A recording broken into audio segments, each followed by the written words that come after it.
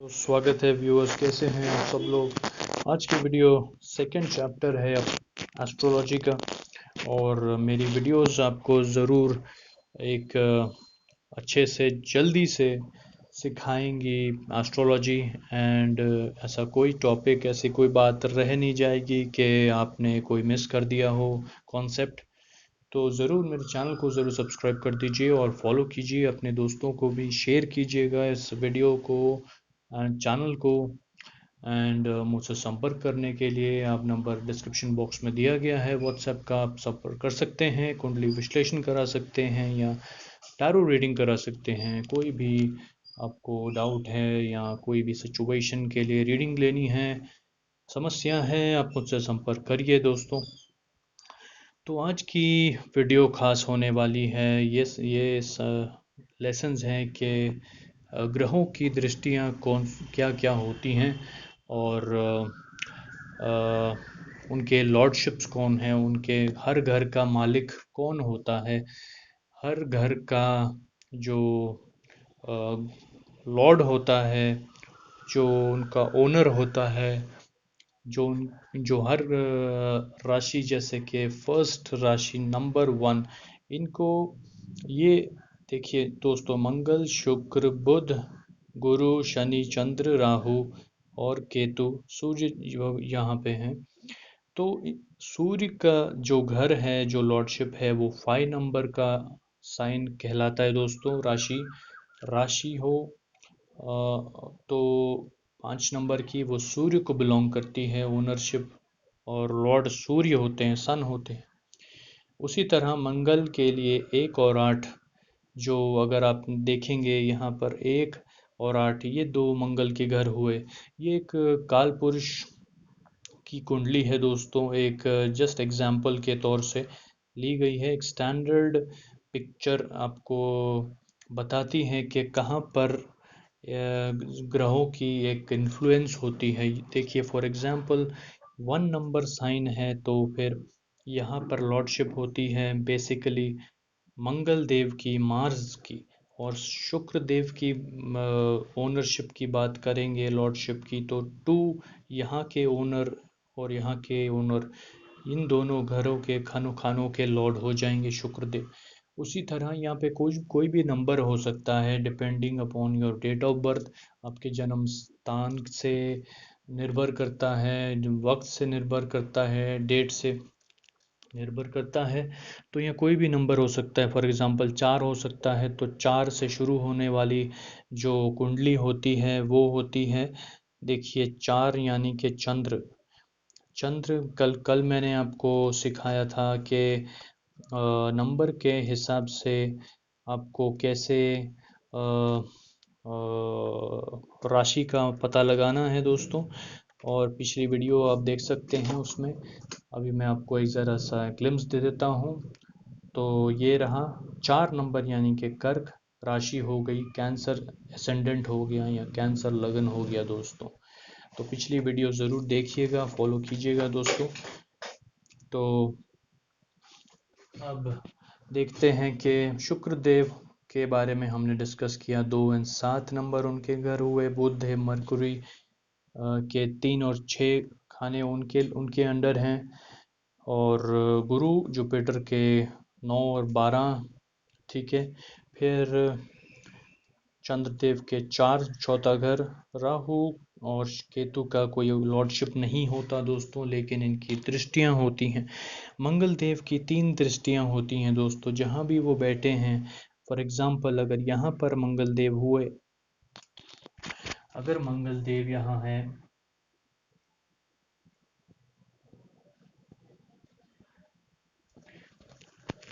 तो यहाँ से चौथी दृष्टि पर उनकी नज़र जाएगी। और फिर 7वीं दृष्टि, 4 5 6 7, मैंने आपको कल जैसे बताया दोस्तों, ये एंटी क्लॉकवाइज चलता है।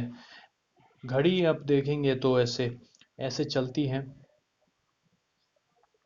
लेकिन ये यहाँ पर हमें सिस्टम ऐसे चलाना है, एंटी क्लॉकवाइज, यहाँ से होते हुए ऐसे।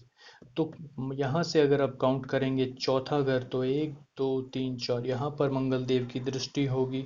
फिर सातवां बताता है तो 5 6 7, सातवां। और फिर आठवां, यहाँ पर 3 घरों में मंगल देव की दृष्टि होगी दोस्तों। उसी तरह शुक्र देव वीनस हैं, तो उनकी 1 और 7 जहाँ पर बैठे हैं वहाँ पर वो इन्फ्लुएंस करेंगे। फॉर एग्जाम्पल अगर आप यहाँ देखते हैं शुक्र देव हैं यहाँ पर, तो यहाँ पर तो इन्फ्लुएंस करेंगे ही, लेकिन यहाँ से सातवां घर जो होता है, 1 2 3 4 5 6 7, आपको ऐसे गिनना है दोस्तों। जहाँ पर ग्रह बैठा है वहीं से काउंट शुरू करना है। एक ये हो, यहीं पे एक हो जाता है, 2 3 4 5 6 7, तो यहाँ पर दृष्टि आएगी शुक्रदेव की। तो उसी तरह बुध और मर्क्यूरी की भी 1 और 7 दृष्टियां हैं दोस्तों।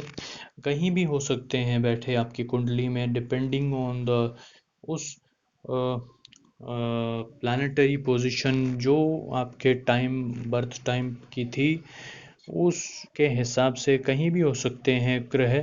और मंगल यहाँ भी हो सकते हैं, शुक्र यहाँ भी हो सकते हैं, यहाँ भी हो सकते हैं।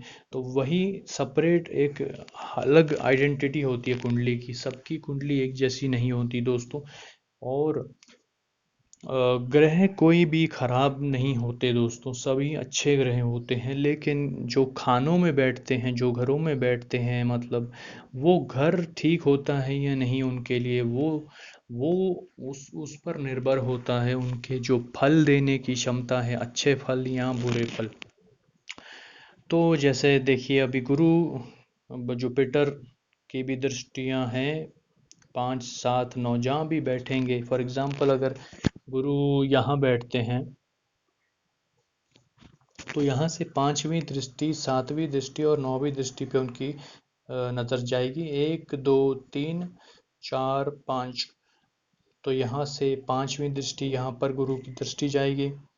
फिर 7वीं दृष्टि 6 7 यहाँ पर जाएगी दृष्टि। फिर 9वीं दृष्टि भी जाएगी, तो यहाँ पर गुरु की 9वीं दृष्टि जाएगी दोस्तों। उसी तरह आप देख सकते हैं शनिदेव की दृष्टियां 3 7 8, जहाँ पर भी वो बैठे हैं वहाँ से 3 7 और 8वें घर में शनि की दृष्टि जाती है। फॉर एग्जाम्पल अगर शनि देव यहाँ पर बैठे हैं, तो 1 2 3 9 यहाँ पर जाएगी शनिदेव की एक दृष्टि, तीसरी दृष्टि। फिर जाएगी 7वीं दृष्टि, 1 2 3 4 5 6 7, ठीक है। फिर एक 10वीं दृष्टि भी कहलाती है, तो 10वीं दृष्टि आप यहाँ से काउंट करेंगे, 1 2 3 4 5 6 7 8 9 10, इस घर पर जाएगी 10वीं दृष्टि दोस्तों। आप इसको नोट कर लीजिएगा।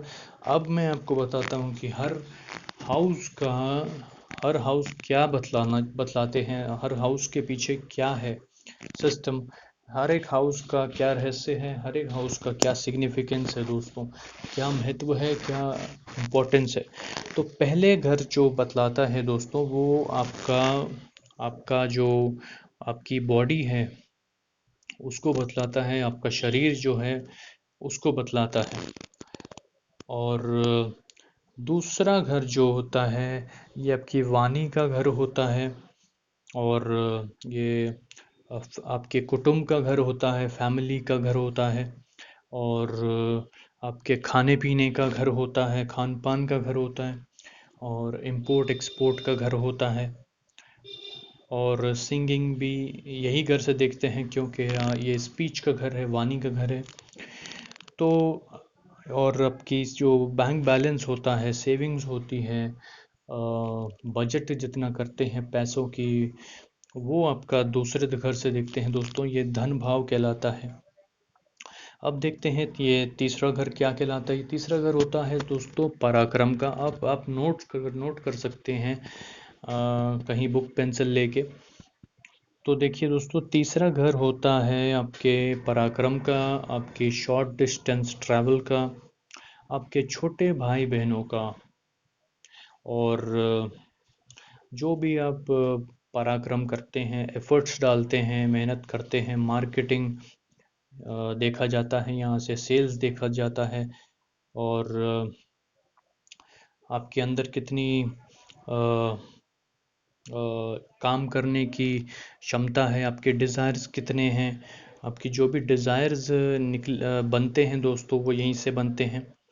और जो उनकी पूर्ति होती है, जो फुलफिल होता है, वो यहाँ देखा जाता है यहाँ से। मैं आपको बताऊंगा 11वें घर से बाद में।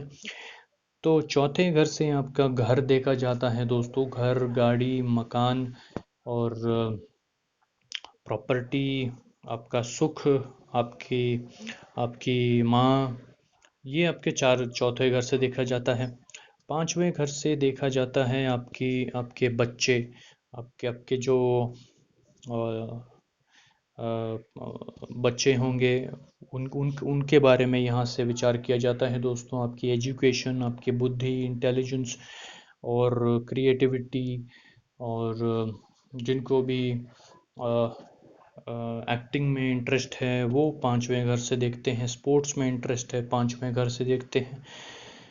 और उनका करियर बनाने के लिए कि वो सफल होंगे कि नहीं। तो छठा घर जो होता है वो आपके रोग, ऋण, शत्रु और रोज की जो आमदनी है उसको भी बतलाता है। सातवां घर जो होता है आपके स्पाउस का, आपके पार्टनर का होता है, बिजनेस पार्टनर का होता है, और ट्रेड का होता है। आठवां घर जो होता है वो अकल्ट का होता है, स्पिरिचुअलिटी का होता है कह सकते हैं आप। और जो भी आप छुपा के करते हैं चीज़ें, गड़ा हुआ मतलब कि समाज के सामने नहीं करते हैं, हिडन रिलेशंस बोल सकते हैं। तो और ट्रांसफॉर्मेशन का भी एक घर होता है दोस्तों। चीज़ें कैसे ट्रांसफॉर्म होंगी, अगर यहाँ पर जो भी प्लैनेट बैठा है, ग्रह बैठा है, उसके हिसाब से देखना होता है कि उसकी दृष्टि कहाँ जा रही है, और उसी प्रकार से आपके लाइफ में उसकी अंतर्दशा या महादशा या प्रत्यंतर दशा में ट्रांसफॉर्मेशन देखी जाएगी आपको आपसे। नौवां घर होता है दोस्तों, ये आपके भाग्य का घर होता है, आपके पिता का घर होता है, धर्म का घर होता है, लॉन्ग डिस्टेंस ट्रैवल का घर होता है। 10वां घर होता है दोस्तों, ये भी एक आप कह सकते हैं पिता का घर हो सकता है। और फेम का घर होता है, आपके काम काज का घर होता है। और 11वां घर जो होता है आपके बड़े भाई बहनों का घर होता है, आपकी जो आय है उसका घर होता है, आप कितना अर्जित करते हैं, मंथली आप कितना कमाते हैं, मतलब कि आपकी जो आय है वो कैसी होगी, कितनी होगी, वो 11वें घर से पता चलता है। गेन्स पता चलते हैं 11th हाउस से। और जो सेविंग्स होती है मनी की, वो सेकंड हाउस से पता चलता है दोस्तों। एंड 12th हाउस जो होता है वो एक्सपेंसेस का होता है, लॉसेस का होता है, फिर बेड प्लेजर्स का होता है, फिर जो भी डॉक्टरी में अस्पताल के जो खर्चे हैं, जो भी, यहाँ कभी कभी जेल जेल की भी यात्रा जो होती है वो वहाँ से देखी जाती है कि आदमी जेल का जो योग है वो है कि नहीं। तो वहाँ से देखा जाता है उसका। और जो भी अलग से सेपरेट होता है सोसाइटी से, जैसे कि मोना एक सैंक्चुरी हो गया, एक ऐसी चीज़ें जो होती हैं वो 12वें घर से देखी जाती हैं दोस्तों। तो अभी आपको पता चल चुका है कि हर घर का क्या महत्व होता है, हर घर से हमें क्या क्या पता चल सकता है, और हर ग्रहों की जो लॉर्डशिप है वो कौन सी है। मतलब कि मंगल की 1 और 8 घर उनका हो गया। और फॉर एग्जांपल मैं कल अब नेक्स्ट वीडियो में आपको बताऊंगा कि ग्रहों की शत्रुता और मित्रता किससे है।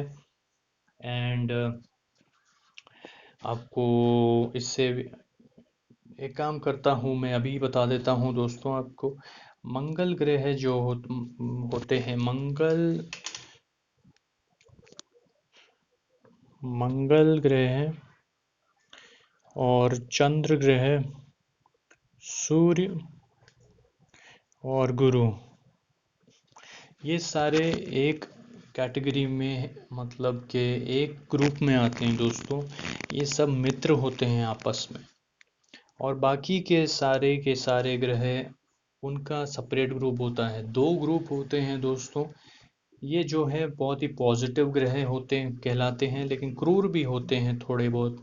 प्लानिटरी पोजीशन जहाँ बैठे हैं वहाँ देख उसके हिसाब से देखा जाता है। और दूसरे ग्रुप में आते हैं शुक्रदेव, शनिदेव, राहुदेव, केतुदेव और बुध। ये आते हैं आपके दूसरे ग्रुप में दोस्तों। लेकिन सूर्य के साथ बुध की जो रिलेशन है वो एक राजयोग में तब्दील होता है दोस्तों। बुध देव का ऐसा है कि बुध देव, राहुदेव, केतुदेव एक छाया प्लैनेट के हिसाब से काम करते हैं। जिस ग्रह के साथ बैठते हैं उसी ग्रह के अनुरूप, उसी ग्रह के प्रकार बिहेव करते हैं दोस्तों। उनका असर उन पे पड़ जाता है और उसी प्रकार वो बिहेव करते हैं। तो आशा करता हूँ आपको पसंद आई आज के वीडियो, काफ़ी ज्ञान मिला है आपको। आज के लिए इतना काफ़ी होगा। आप विचार करिएगा एक बार लेसन्स को। आपको ज़रूर एक बहुत जल्द ही आप अपने एस्ट्रोलॉजी अंडरस्टैंडिंग में बहुत ही हुनर आएगा आपको दोस्तों। वीडियोस को ज़रूर फॉलो करिएगा मेरी। तो आज की वीडियो में आपको ये पता चला लॉर्डशिप्स, उनके जो मालिक हैं घरों के वो कौन होते हैं और उनकी दृष्टियाँ कैसी होती, कहाँ कहाँ पड़ती हैं, और हर घर के हर घर क्या दर्शाता है दोस्तों। तो आशा करता हूँ आपको रीडिंग पसंद आई। चैनल को ज़रूर सब्सक्राइब कर दीजिएगा और जितना हो सके लाइक शेयर कमेंट कीजिएगा दोस्तों। और टॉपिक में मुझे बता सकते हैं किस टॉपिक पे वीडियो चाहते हैं। टारो की जो वीडियोस है वो ऐसी ही चलती रहेंगी। तो आशा करता हूँ आज आपको ज़रूर पसंद आई वीडियो। इजाज़त लूँगा जी, धन्यवाद।